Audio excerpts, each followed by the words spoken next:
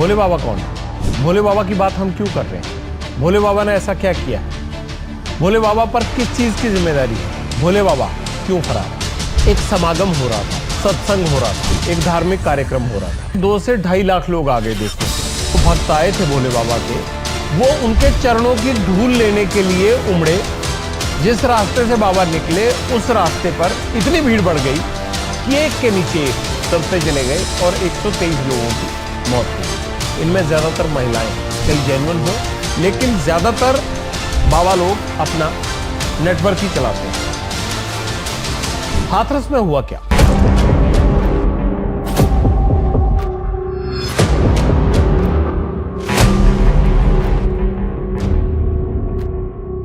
नमस्कार, मैं हूं जोगिंदर पटियाल और इस हफ्ते वक्त हो गया है आज की बड़ी खबर पर आपसे बात करने का। बड़ी खबर क्या है इस हफ्ते की? भोले बाबा। आप भी यही सोच रहे होंगे, भोले बाबा कौन है? मैं कोई शिवजी महाराज की बात नहीं कर रहा हूं, मैं यूपी वाले भोले बाबा की बात कर रहा हूं, जिसका असली नाम है सूरजपाल उर्फ भोले बाबा उर्फ नारायण साकार हरि। ये जो उर्फ है, ये बाबाओं के साथ ही लगता है, बाकी किसी के साथ तो नहीं लगता होगा। इसीलिए इस बाबा का जिक्र करने के लिए आज हम यहां आपके सामने आए हैं। भोले बाबा कौन है? भोले बाबा की बात हम क्यों कर रहे हैं? भोले बाबा ने ऐसा क्या किया है? भोले बाबा पर किस चीज की जिम्मेदारी है? भोले बाबा क्यों फरार है या क्यों अंडरग्राउंड है? इन सब चीजों पर बात करने के लिए आज मैं आपके साथ हाजिर हुआ। पब्लिक इंटरेस्ट में मेरा फर्ज बनता है कि हाथरस में हुई घटना को लेकर आपसे बात करूं। क्या हुआ हाथरस में? सिकंदराऊ तहसील पड़ती है हाथरस में और उसका फुलरई गांव है। फुलरई गांव में एक समागम हो रहा था, सत्संग हो रहा था, एक धार्मिक कार्यक्रम हो रहा था। कार्यक्रम किसका था? कार्यक्रम था भोले बाबा का, वही सूरजपाल का। और इस कार्यक्रम में सरकारी अमला ये कहता है कि 2 से 2.5 लाख लोग आ गए देखने के लिए। चलिए कोई बात नहीं, आ गए, कोई बड़ी बात नहीं है। 2-2.5 लाख की गैदरिंग अगर हो तो पुलिस के इंतजाम वहां होते हैं। लेकिन इस गैदरिंग के बाद भगदड़ मची और भगदड़ में कितने लोग मर गए? अब तक 123 लोग मर गए। यहीं से एक खबर शुरू होती है। 123 लोग मर गए जो धार्मिक कार्यक्रम में आए थे, सत्संग सुनने के लिए आए थे। और उनके मरने के पीछे की वजह क्या है? सिलसिलेवार तरीके से मैं फिर आऊंगा, लेकिन पहले आपको यह बता देता हूं कि आखिरी बड़ी खबर क्या है कि जो श्रद्धालु आए थे वहां पर, जो भक्त आए थे भोले बाबा के, वो उनके चरणों की धूल लेने के लिए उमड़े। जिस रास्ते से बाबा निकले उस रास्ते पर इतनी भीड़ बढ़ गई कि एक के नीचे एक दबते चले गए और 123 लोगों की मौत हो गई। इनमें ज्यादातर महिलाएं हैं, 114 महिलाएं बताई जा रही हैं, बच्चे भी हैं।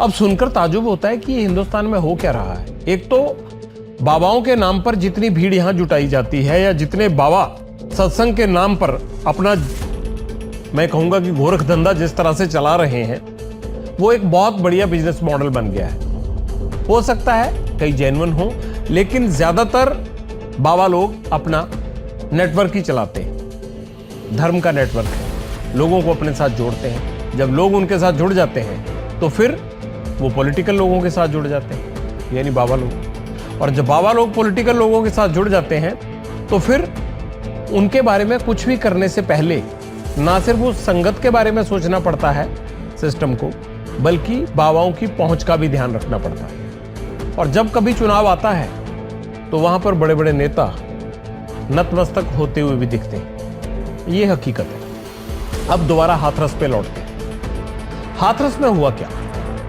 हाथरस में हुआ ये कि 12 साल बाद भोले बाबा ने अपना सत्संग रखा। 78 लोगों की आयोजन कमेटी ने कई दिन मेहनत की, चंदा भी इकट्ठा किया होगा, और फिर पंडाल लगाया खेतों के बीचों बीच।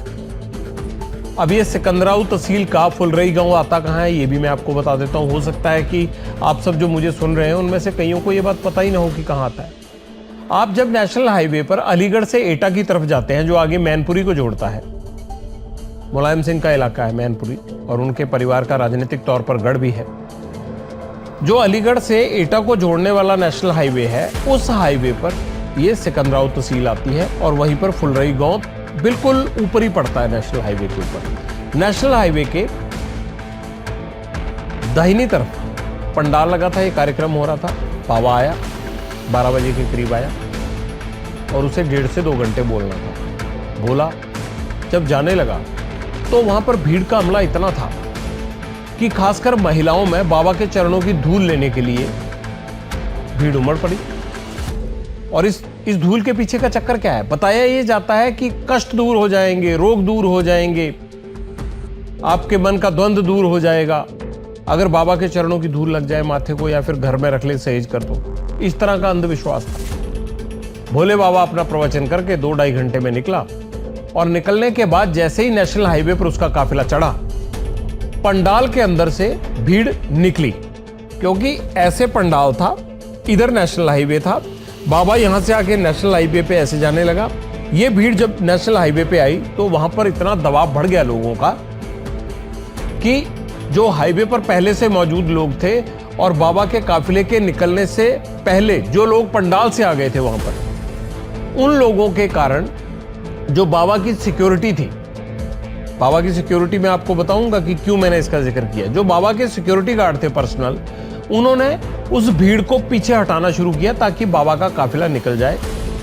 जब भीड़ ने हटाना शुरू किया तो सड़क के दोनों तरफ ढलान थी। जब भी नेशनल हाईवे बनता है खेतों के बीच में तो उसको थोड़ी हाइट दी जाती है, वो ऊंचाई थी और नीचे हल्की सी ढलान थी। जो इस तरफ लोग धकेले गए या भीड़ को पुश किया गया, जो ढलान की तरफ नीचे आते गए वो गिरने लगे और उनके ऊपर दूसरी भीड़ चढ़ गई, नीचे दबते गए, ऊपर चढ़ गई।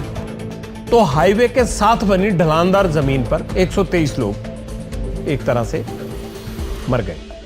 ये वो भक्त थे जो बाबा का सत्संग सुनने के लिए आए थे। ये वो लोग थे जिनको ये लगता था कि चरणों की धूल से न जाने उनका कौन सा कष्ट और रोग कट जाएगा। मानवता की बात सुनने आए थे। क्या ये मानवता की बात थी? लोगों को धकेलना, फिर बाबा की चरणों की धूल के लिए वहां पर लोगों का बेताब हो जाना, सिक्योरिटी गार्ड के धक्के लगने के बाद लोगों का ढलानदार जगह पर फिसल जाना और वहां पर उनके बचाने के लिए कोई इंतजाम ना होना। आपको क्या लगता है ये इत्तेफाक था? इसके लिए जिम्मेदार कौन? आखिर ऐसा क्यों हुआ? क्या इस घटना को टाला जा सकता था? क्या धर्म के नाम पर मौत बांटी जा रही है? अगर इतने ज्यादा लोग आए थे तो क्या उसकी इजाजत थी? प्रशासन ने इजाजत दी थी? प्रशासन की इजाजत थी तो वहां पर प्रशासन के अरेंजमेंट क्या थे? अरेंजमेंट थे तो भीड़ को एक दूसरे से टकराने से, भगदड़ मचने से रोका क्यों नहीं जा सका? अगर भगदड़ रुक सकती थी तो उसके लिए किसको कार्य करना था, प्रशासन को या बाबा को? अब इसको 2 हिस्सों में बांटते हैं। बाबा के आयोजकों ने इस कार्यक्रम को आयोजित करने की परमिशन ली थी। 80,000 लोगों के जमा होने का अंदेशा भी जताया गया था, लेकिन एसडीएम की रिपोर्ट में और एफआईआर में यह दावा किया गया है कि लोग 2 लाख 2.5 लाख थे वहां पर। अगर 2-2.5 लाख लोगों को कंट्रोल करना हो तो कितना पुलिस हमला चाहिए भाई? 5-7 हजार आदमी तो चाहिए ताकि ट्रैफिक को भी मैनेज किया जा सके, ट्रैफिक पर भी असर ना पड़े, लोगों को भी मैनेज किया जा सके, बाबा को निकाला भी जा सके, कैसे उसको लाना है भीड़ में वो भी किया जा सके, कोई अप्रिय घटना ना हो। इन सब चीज़ों को कंट्रोल करने के लिए तो इतने पुलिस वाले चाहिए। फायर ब्रिगेड की गाड़ियां भी होनी चाहिए थी, वहां पर डॉक्टरों की टीम भी होनी चाहिए थी, वहां पर एम्बुलेंस भी होनी चाहिए थी। ये सब चीज़ें ज़रूरी होती हैं। क्यों ज़रूरी होती हैं? जब इतने लोग आएंगे गर्मी के मौसम में, उमस के अंदर, इतनी भीड़, इतना बड़ा पंडाल, अगर किसी को कुछ हो जाए तो उसके बचाव की जिम्मेदारी किसकी है? भक्तों को बुलाना तो बड़ा आसान है, लेकिन भक्त सुरक्षित है या नहीं इस बात की गारंटी कौन देगा? जिस पंडाल में भक्त बैठा है, जिस पंडाल को लगाने के लिए या जहां पर भीड़ को जुटाने के लिए प्रशासन ने लिखित तौर पर परमिशन ओके की है, उस पंडाल में गाइडलाइंस को फॉलो किया गया है। भीड़ को बैठने के लिए, भीड़ को निकलने के लिए, भीड़ को आराम से अपने वाहनों तक जाने के लिए क्या रास्ता मिलेगा? क्या अगर कोई भगदड़ मचेगी तो लोगों को रोका जा सकेगा? ऐसे ब्लॉक बने हुए थे। कभी भी किसी भी बड़े लीडर की, चाहे चीफ मिनिस्टर हो, चाहे प्राइम मिनिस्टर हो, या फिर कोई कैबिनेट मंत्री हो या मंत्री, कोई भी राज्य हो, जब भी वहां पर कोई इस तरह का आयोजन होता है, रैली होती है, तो उसमें एक प्रोटोकॉल के तहत आगे डायस बनता है, फिर डी के लिए जगह छोड़ी जाती है, फिर लोगों के लिए कुर्सियां लगाई जाती हैं, फिर थोड़ी कुर्सियों के बाद बांस की बल्लियां या पक्के पाइप लगाए जाते हैं ताकि लोग आपस में रास्ता बनाकर जा सकें। फिर दूसरा ब्लॉक बनाया जाता है, फिर तीसरा ब्लॉक बनाया जाता है। इस तरह से डिवाइड किया जाता है पंडाल को, ताकि लोगों को निकलने में, लोगों को वहां घुसने में, बाहर जाने में, और डायस के आगे जो कुर्सियों तक जाने वाले हैं या फिर जो सिक्योरिटी देने वाले हैं वो कैसे उसको सेग्रीगेट करके रखेंगे, अलग अलग करके रखेंगे। ये एक एसओपी होती है, एक स्टैंडर्ड प्रोटोकॉल होता है। क्या पंडाल में वो प्रोटोकॉल फॉलो हो रहा था? अब ये अगर सारी चीजें हो रही थी तो भगदड़ क्यों मची? और अगर ये सब चीजें नहीं हो रही थी तो इसको इंप्लीमेंट करवाना किसका जिम्मा था? क्या भक्तों के साथ भेदभाव होता है? अगर भक्त अमरनाथ यात्रा पर जा रहे हैं, हज यात्रा पर जा रहे हैं, कांवड़ यात्रा पर जा रहे हैं, तो उनके लिए पुष्प वर्षा होती है, फूल बरसाए जाते हैं हेलीकॉप्टर से। कांवड़ यात्रा पर बड़े बड़े अधिकारी फूल बरसाते हैं। अगर मान लीजिए अमरनाथ यात्रा की शुरुआत होनी है तो हाईवे पर आप देखिए किस तरह से अरेंजमेंट्स किए जाते हैं ताकि यात्रा को कोई दिक्कत ना आए। हज यात्रा के लिए देखिए कब से तैयारियां शुरू हो जाती हैं। कैलाश मानसरोवर यात्रा जाती है, वहां पर आपदा के तौर पर, प्राकृतिक के तौर पर, कुदरत के तौर पर कई चीजों का सामना करना पड़ सकता है। उसको किस तरह से ठीक रखा जाता है, कैसे व्यवस्थित रखा जाता है, एक बड़े स्तर पर अरेंजमेंट किया जाता है। एक सिस्टम होता है, एक प्रोटोकॉल होता है। क्या यहां 2.5 लाख की भीड़ के लिए कोई प्रोटोकॉल नहीं था? और प्रशासन को क्यों लगा कि वो प्रोटोकॉल जरूरी नहीं है? मैं ये सवाल इसलिए उठा रहा हूं, अगर प्रोटोकॉल होता तो यह हादसा होता, और इस हादसे के बाद वहां पर ना कोई डॉक्टर, ना कोई एम्बुलेंस, लोग अपनी जीप में, गाड़ी में, जो वाहन मिला उसमें डालकर बेसुध लोगों को, बेहोश हो चुके लोगों को, या मैं ये कहूंगा कि बहुत सारे उनमें से मर भी चुके थे, उन महिलाओं को लाद लाद कर ऐसे ले जा रहे थे जैसे जानवरों को लाद कर ले जाते हैं। अब जिम्मेदारी की बात तय कर लेते हैं। बाबा ने भीड़ बुला ली, बाबा का सत्संग सुनने के लिए भीड़ आ गई। अपनी सुरक्षा के लिए उसने हजारों की संख्या में सुरक्षा रखी हुई है। उसके गार्ड्स सारे पंडाल में जिम्मा संभालते हैं, वो भी सब आ गए। कोई सादे कपड़ों वाला, कोई काले कपड़ों वाला, कोई महिला, कोई पुरुष, कोई कमांडो ड्रेस में, ये सब है। लेकिन ये सब क्या बाबा के लिए थे? सिर्फ अगर बाबा के लिए थे तो वो जो 2.5 लाख लोग बुलाए थे वो किसके भरोसे बुलाए गए थे? उनकी सुरक्षा किसके भरोसे थी? अगर ये लोग बाबा को सुरक्षित करने के लिए थे इतने सारे, तो फिर 2.5 लाख लोगों को सुरक्षित करने के लिए तो कम से कम 50,000 लोग होने चाहिए। वो कहां थे या नहीं थे? प्रशासन को देने थे या बाबा की जो मैनेजमेंट कमेटी है उसे देने थे? एक गलती नहीं, एक के बाद एक के बाद एक के बाद एक, कई गलतियां की गई यहां पर। मैं खुद उस जगह पर हो गया, मैंने पूरा एक दिन गुजारा वहां पर, जो चीजें देखी हैं मैं वही बता रहा हूं आपको। क्यों भक्तों को राम भरोसे छोड़ दिया जाता है? क्या जिला प्रशासन ने सब कुछ बाबा के भरोसे छोड़ दिया था कि बाबा जो करेगा ठीक ही करेगा? और बाबा ने क्या जितने भक्त बुलाए लाखों, उनको जो अपनी टीम थी उसके भरोसे छोड़ दिया कि जो भी होगा ठीक ही हो जाएगा? और सवाल मैं उन भक्तों से भी करना चाहता हूं जो अपनी आस्था के लिए सत्संग सुनने गए थे। कम से कम आप ही देख लेते कि इतनी भीड़ में आपकी जान की, आपकी सुरक्षा की, आपके स्वास्थ्य की कोई गारंटी है या नहीं? चलिए आपने ये नहीं देखा तो फिर देखना किसे था? जिम्मेदारी किसकी बनती है? ये बात आज होनी चाहिए, इसका होना लाजमी है, क्योंकि ये बात एक कार्यक्रम की नहीं है। जितने भी कार्यक्रम देखिए, थोड़े बहुत अरेंजमेंट्स को छोड़ दे तो बाकी सब कुछ इसी तरह से चल रहा है। एक मेला होता है, मेले की तरह लोग आते हैं और फिर अपनी अपनी जान अपनी अपनी हथेली पर रख के निकल जाते हैं। जो निकल गया वो ठीक है, और जो मर गया वो प्रभु की लीला है। अरे भाई, इसे एक ट्रेजेडी नहीं माना जा सकता, ये गलती है। ये वो एक्ट है जिसके लिए क्रिमिनल प्रोसीडिंग होनी चाहिए, जो हो रही है उससे भी खतरनाक होनी चाहिए। इसके लिए एक सेट प्रोटोकॉल बनना चाहिए, एक एसओपी बननी चाहिए। जिस बात पे आज हम चर्चा कर रहे हैं, या योगी आदित्यनाथ की सरकार कमीशन बनाकर आगे से इन घटनाओं को रोकने के लिए आज जो ये कदम उठा रही है, ये पहले से होने चाहिए थे। भारतीय संस्कृति में इस तरह के कार्यक्रम चप्पे चप्पे पर आयोजित होते हैं, हर राज्य में आयोजित होते हैं, हर जिले में आयोजित होते हैं। ये भीड़ कहीं ना कहीं जुटती ही रहती है। आज यहां है, कल वहां होगी। आज इसने जुटाई, कल कोई और जुटाएगा। लेकिन बड़ा सवाल यह है कि इनके लिए कोई मैकेनिज्म है, इस भीड़ को व्यवस्थित कैसे रखना है, इसके लिए हमारे देश में कोई मैकेनिज्म है, कोई सिस्टम है जो इस भीड़ को बुलाने वालों को यह वाद्य करे कि आप ये चीज फॉलो करेंगे वरना यह कार्यक्रम नहीं होगा। यहां ना तो सत्संग करने वालों के लिए किसी लाइसेंस की जरूरत है और ना उनको भीड़ को बुलाने के लिए किसी प्रोटोकॉल की जरूरत है। जब भीड़ आ गई तो जैसी प्रभु की लीला इसी भरोसे आती है। यही हुआ हाथरस में। ये चरणों की धूल के चक्कर में कई अपने चरणों पर चलने लायक ही नहीं रहे, जान चली गई उनकी। ऐसी धूल का क्या करेंगे? लेकिन यहां सवाल मुझे यह उठाना है कि इन मौतों का गुनहगार कौन है? मेरे हिसाब से प्रशासन ने अगर इजाजत दी थी तो प्रशासन को वहां पर माकूल इंतजाम करने चाहिए थे। आज कोई कैबिनेट मंत्री आता है, आज कोई चीफ मिनिस्टर आता है या कोई राज्य का बड़ा नेता आता है तो आप देखिए 50, 100, 200 पुलिस वाले तो ऐसे ही इकट्ठे हो जाते हैं। लेकिन यहां 2.5 लाख लोग इकट्ठे हो गए और वहां पर जिला प्रशासन के अरेंजमेंट क्या थे?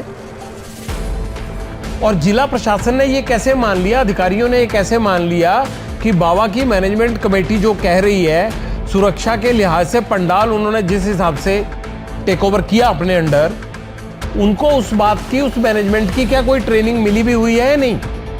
क्या बाबा के लोगों को सुरक्षित पैसे देने के लिए, उनको सुरक्षित सत्संग सुनवाने के लिए उस काबिल हैं भी या नहीं? अब पुलिस में, सेना में, अर्धसैनिक बलों में तो ट्रेनिंग मिली होती है, उनको क्राउड मैनेजमेंट का सिस्टम पता होता है। क्या बाबा के जो ये सेल्फ स्टाइल्ड कमांडोज या सिक्योरिटी दस्ते हैं उनको इस तरह की ट्रेनिंग मिली हुई है? उनकी ट्रेनिंग क्या होती है कि हाँ जी हम 100 प्रोग्राम करवा चुके हैं, ऐसा कोई पहली बार थोड़ा कर रहे हैं। यही बातें करते हैं ना वो। इन बातों के साथ क्या गारंटी है कि वो उन लोगों को, इतनी बड़ी भीड़ को सुरक्षित कर लेंगे? तस्वीरें देखते हैं उस भीड़ की तो देखकर ये लगता है कि भैया ये कैसे मैनेज हुए होंगे। ये मेला था, भीड़ का रेला था, ये कैसे मैनेज हुआ होगा? और क्या वो लोग जिनको एक सिक्योरिटी गार्ड विदाउट ट्रेनिंग पर, मैं ये कहूंगा कि किसी स्पेशलाइज्ड विंग की बिना ट्रेनिंग के लगा दिया गया 2.5 लाख लोगों की क्राउड मैनेजमेंट में, ये कहां तक तर्कसंगत है? ये कहां तक ठीक है? और प्रशासन ने कैसे मान लिया कि ये लोग जो आए हैं ये पुलिस से बढ़िया इंतजाम देखते हैं, क्योंकि बाबा का एक सिस्टम बना हुआ है, उनके लाखों भक्त हैं, उनका सत्संग सुनने आते हैं, उनसे पंगा नहीं लेना। उनसे पंगा लेंगे तो कहीं साहब नाराज ना हो जाए, बॉस नाराज ना हो जाए, मेरा सीनियर अफसर ना मुझे डांट दे। इसी चक्कर में आप मूक दर्शक बने रहते हैं कि जो काम दे दिया ठीक है भैया, बस सत्संग खत्म हो और कटे हम यहाँ से, यही सोचते हैं। इसी सोच के कारण इतने लोगों की मौत होगी।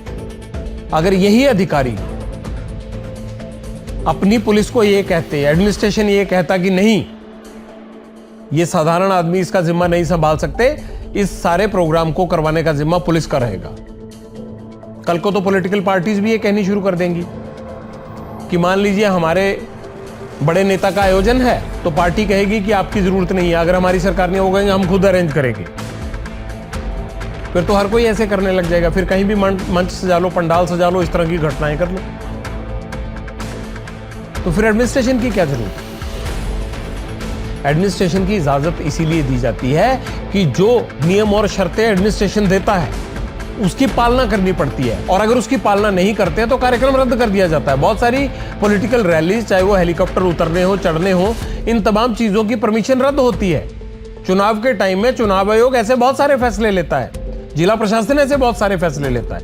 इन बाबों के लिए वो फैसले कहां रह जाते हैं? इन बाबों के लिए वो फैसले कहां रह जाते हैं? आखिर ऐसा क्या है इन बाबों के पास कि सिस्टम इनके आगे मुंह नहीं खोलता, सिस्टम इनसे सवाल नहीं पूछता, सिस्टम इनके खिलाफ कार्रवाई करते हुए 100 बार सोचता है? क्या ये वोट बैंक की ताकत है? क्या ये पॉलिटिकल लोगों का संरक्षण है इनको? क्या अधिकारी इन लोगों के पास जाने से या इनसे भिड़ने से या इनको कायदा कानून समझाने से डरते हैं? अपने पॉलिटिकल बॉसेस की नाराजगी को देखते हुए इनसे दूर रहते हैं और छोटे अधिकारियों को या छोटे मुलाजमों को आगे कर देते हैं? ये सारे सवाल मेरे जहन में हाथरस जाने के बाद है। क्योंकि जब आप देखते हैं कि कैसे एक थोड़े से समय में बड़ी सी लापरवाही के कारण इतने सारे लोगों की जान चली गई, तो ये सवाल पूछना बनता है कि हमारे देश में क्या आदमी की जान की कोई कीमत नहीं है? क्या वो जो सोच कर आया है वो अपनी जिंदगी को बेहतर बनाने के लिए सत्संग सुनने आया है, लेकिन वहां तो उसकी जिंदगी और ज्यादा सुरक्षित है। घर में तो शायद वो फिर सुरक्षित था, घर का सुख चैन छोड़कर वो सत्संग सुनने के लिए आया, लेकिन वहां सिस्टम ने, वहां बाबा की सिक्योरिटी ने और जिला प्रशासन ने उसे असुरक्षा दे दी। ऐसा ही महसूस होता है वहां जाके।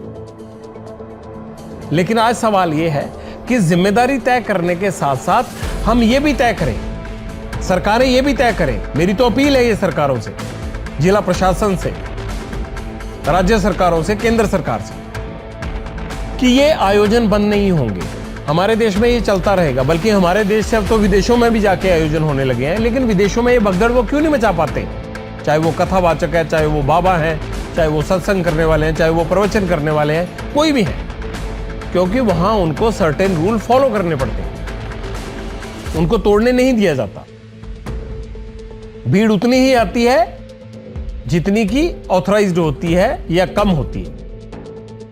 लेकिन यहां पर तो शक्ति प्रदर्शन दिखाने की होड़ में सुरक्षा के इंतजाम करो ना, लेकिन भीड़ इतनी दिखा दो कि आसपास के 4 राज्यों में यह पता लग जाए कि ये कौन सा बाबा है जिसका इतना जलवा है, जिसको सुनने इतने लोग आते हैं।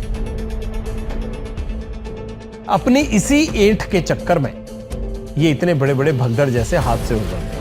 हादसा कहीं भी हो सकता है, लेकिन ये हादसा नहीं है, ये इनवाइट किया हुआ हादसा है। इस हादसे को जन्म दिया गया, इस हादसे को न्योता दिया गया। यह हादसा टल सकता था, लेकिन बावजूद इसके इसे टालने के लिए जो इंतजाम, जो सिस्टम होना चाहिए, वो वहां पर काम नहीं कर रहा था, इसलिए लोगों की यह हालत हुई। सवाल यह है कि अब फिर कोई हाथरस होगा, या इस हाथरस को भूल के हम फिर देखेंगे कि कहीं किसी बाबा ने बहुत बड़ा पंडाल सजा लिया और लोग इसी तरह से आ रहे हैं, जहां ना उनको पीने को पानी मिल रहा है, ना बच्चों को दूध मिल रहा है, ना डॉक्टर का इंतजाम है, ना फिर जो अगर कोई बड़ा हादसा या अग्नि हादसा होने जैसे अंदेशे हों तो उसको रोकने के कोई इंतजाम है। जिला प्रशासन अपनी डफली, अपना राग बजा रहा है। नहीं, आज केंद्र के स्तर पर यह सुनिश्चित करने की जरूरत है कि धार्मिक भावनाओं से खिलवाड़ नहीं होगा, लेकिन अपनी धार्मिक भावनाओं के मंच तक, पंडाल तक पहुंचने के लिए आपको ये रूल रेगुलेशन फॉलो करने होंगे।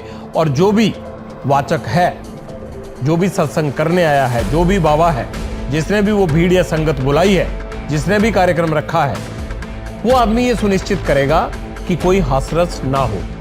और अगर ऐसी घटना होती है तो फिर उसकी गिरफ्तारी भी हाथरस में ही हो जानी चाहिए।